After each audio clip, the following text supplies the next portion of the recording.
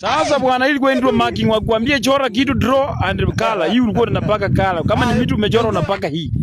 Sasa bwana, alafu hii kofia hii ilikuanga bwana unavaa kwa asubuhi kwa baridi. Ilikuanga mtu anavaa asubuhi kwa baridi hadi amevaa kofia kama hii.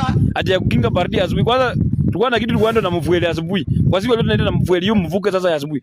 Hiyo baridi ilikuwa kali. Ilikuwa kali kabisa. Sasa ulikuwa ndembea na hii. Unavaa asubuhi na usiingie na shule ukipatikana makosa. Alafu bag ndio hii bwana. Hii bag sasa ilikuanga unavaa hivi. Hii ilikuanga unavaa hivi sasa. Hata wakati hii bag umevaa hivi, unapata muda ndembea na hii bag kila mahali. Ako kwa choo ndio naye ujue imebeba mahindi mchomo ama mahindi mtungo, ile mahindi mchemsho hiyo. Ile mahindi yenye umechemsha. Ako naye kwa choo. Lunch time atenda na hiyo bag. Iko na maybe iko na mkarango. Mimi nilikuwa najuanga tu. Ukiona jamaa amegangana nayo maybe mkarango ama nyeranga ni ile mahindi ulikuwa umekaranga mkaukuyu. Ujue hiyo iko na kitu, iko na gold. Ukijua jamaa amekaukia bag lunch wapi amebeba tu. Wakimita staff room amevaa tu bag. Hiyo bag iko na gold. Imebeba nyeranga, mkarango ama mahindi mchomo. Iko kwa hiyo bag ndani. Hiyo vitu ilikuwa imejulikana kabisa. Hii bag kama ukuvaa hii bag wewe hapana.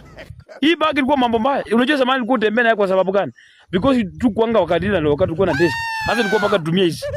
Tulikuwa tunavanga tu hizi bag. Ukiona mtu ako na hii bag everywhere, iko na kitu.